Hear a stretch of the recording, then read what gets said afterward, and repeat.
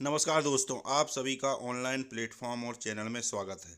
अगर आप पहली बार चैनल में आए हैं तो चैनल को सब्सक्राइब जरूर कर लीजिए, लाइक कीजिए और शेयर भी कीजिए, क्योंकि बहुत बड़ी ब्रेकिंग न्यूज़ सामने निकल कर आ रही है। जैसा कि आप स्क्रीन में देख सकते हैं कि वर्ग एक चयन परीक्षा को लेकर हाई कोर्ट का सख्त आदेश, शिक्षा विभाग ने की बहुत बड़ी गड़बड़, क्या हो सकती है पदवृद्धि, इन सभी बातों को आगे वीडियो में मैं आपको बताने वाला हूं।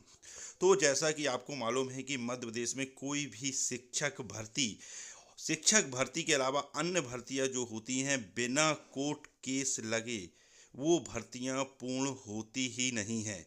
तो इसी शिक्षक भर्ती को लेकर जो 2018 में हुई थी और जो वर्ग एक चयन परीक्षा 2023 में हुई है, उसी को लेकर हाई कोर्ट में कई याचिकाएं लगाई गई थी। उसको लेकर वर्ग एक चयन परीक्षा को लेकर हाई कोर्ट का सख्त आदेश क्या है, अब वह आदेश क्या है, इस वीडियो में मैं आपको आगे बताने वाला हूं। तो जैसा कि आप ये देखिए स्क्रीन में कि शिक्षक पात्रता व चयन परीक्षा मामले में 1 सप्ताह में जवाब दे सरकार, यह हाई कोर्ट ने सख्त आदेश दिया है। अब क्या है मामला, आप स्क्रीन में देखिए कि हाई कोर्ट के मुख्य न्यायाधीश सुरेश कुमार कैत व न्यायमूर्ति विवेक जैन की युगल पीठ ने शिक्षक पात्रता व शिक्षक चयन परीक्षा के विवाद पर सख्ती बरती है। राज्य शासन की ओर से किए गए निवेदन पर पूर्व में जारी नोटिस का जवाब पेश करने 1 सप्ताह की मोहलत दे दी है। हालांकि इसके साथ ही यह चेतावनी भी दी है कि यदि 1 सप्ताह में जवाब पेश नहीं किया गया तो 10,000 का जुर्माना लगा देंगे, फिर जुर्माने के साथ जवाब पेश करना होगा। इस निर्देश के साथ ही अगली सुनवाई 17 फरवरी को निर्धारित कर दी गई है। यह मामला उच्च माध्यमिक शिक्षक पद पर भर्ती पूर्ण होने से पूर्व भर्ती नियम में परिवर्तन किए जाने को चुनौती से संबंधित है। अब देखिए इसके आगे क्या है न्यूज। याचिकाकर्ता जबलपुर निवासी लोचन सिंह विश्वकर्मा, मंदसौर निवासी श्यामलाल रविदास व वीरेंद्र कुमार पाटीदार, बुरहानपुर निवासी अश्विनी महाजन सहित कई अभ्यर्थियों की ओर से अधिवक्ता विनायक प्रसाद शाह व पुष्पेंद्र कुमार शाह ने पक्ष रखा। उन्होंने दलील दी कि शिक्षक पात्रता परीक्षा 2018 के द्वारा शिक्षा विभाग के लगभग 17,000 और जनजाति विभाग के लगभग 2,000 पदों पर उच्च माध्यमिक शिक्षक भर्ती की गई थी और लगभग 8,000 पदों पर नियुक्ति की गई। इसके बाद दिसंबर 2022 में भर्ती नियमों में संशोधन किया गया, जिसके अनुसार शिक्षक पात्रता परीक्षा पास हुए अभ्यर्थियों को नियुक्ति के लिए शिक्षक चयन परीक्षा उत्तीर्ण करना अनिवार्य कर दिया गया। नियमों में संशोधन को चुनौती दी गई है। दलील दी गई है कि एक ही पात्रता परीक्षा में अनेक अभ्यर्थियों को नियुक्ति करने के बाद सरकार ने नियम को बदला है, जिसकी वजह से एक ही समान स्थिति के लोगों के साथ सरकार भेदभाव कर रही है। हजारों पद रिक्त पड़े हैं, लेकिन सरकार परीक्षा का आयोजन नहीं कर रही है। तो अब आप देख सकते हैं, अब इस मामले को मैं आपको पूरा विस्तार से बताता हूँ। क्या है कि 2018 की भर्ती में लगभग आपको मालूम है कि 17,000 पद स्कूल शिक्षा विभाग के द्वारा और 2,000 पद जनजाति कार्य विभाग के द्वारा निकाले गए थे। लेकिन पहली काउंसलिंग लगभग 9,000 पदों में और दूसरी काउंसलिंग लगभग 2,500 पदों में की गई।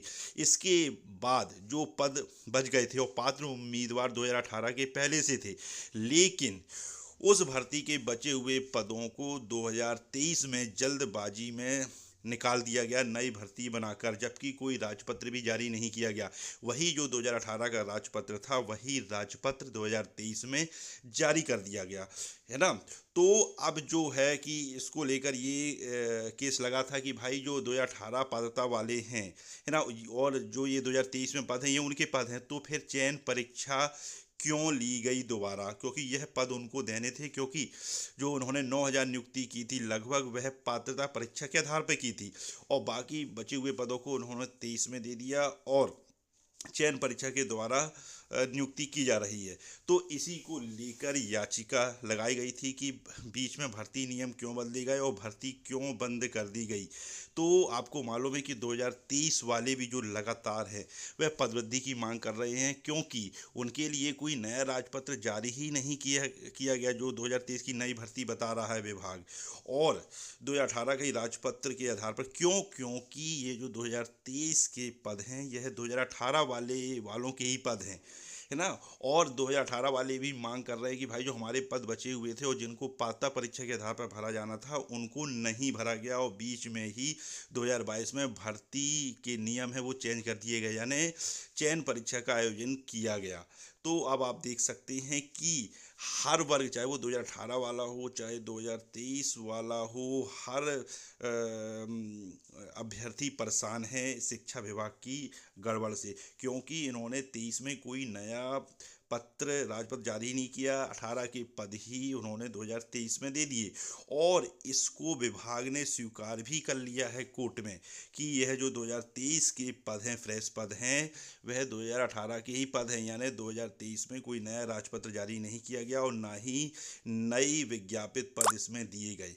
तो अब आप देख सकते हैं कि मामला किस तरीके से फंसा हुआ है, और यहाँ 2018 वाले तो परेशान हैं और 2023 यानी 2018 वाले तो परेशान ही हैं, और यहाँ पे 2023 वाले भी लगातार परेशान हैं, क्योंकि दो दो एग्जाम देने के बाद, यानी पात्रता और चयन परीक्षा पास करने के बाद, अपनी योग्यता को साबित करने के बाद, उत्तम अंक लाने के बाद भी वह वेटिंग में है। क्यों?